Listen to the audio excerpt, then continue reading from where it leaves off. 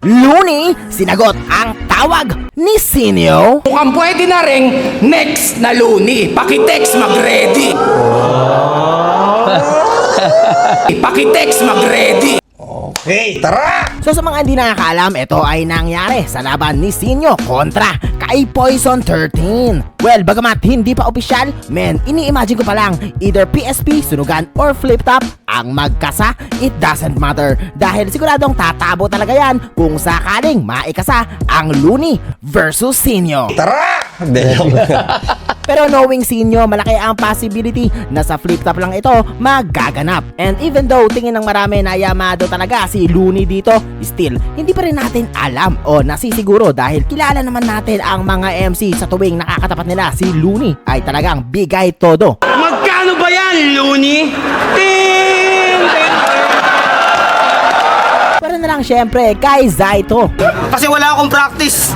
Wala talaga akong practice.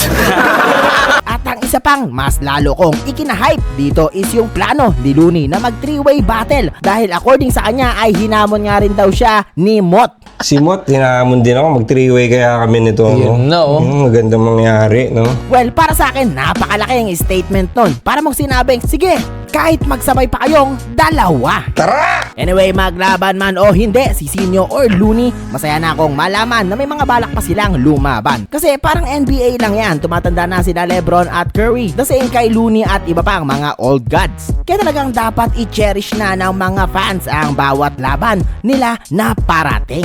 Kaya bilang Jordan ng battle rap, hindi na masama maging last dance ni Looney, si Sinyo or si Mot. Pwede, para ano, di ba? 1 minute, 12 rounds. Para boxing, no? Anyway, nakapag-subscribe ka na ba sa aking YouTube channel? Kung hindi pa, ay i-click mo na yan para updated ka sa aking mga local at international na hip-hop contents. Tara! Pakitext mag-ready.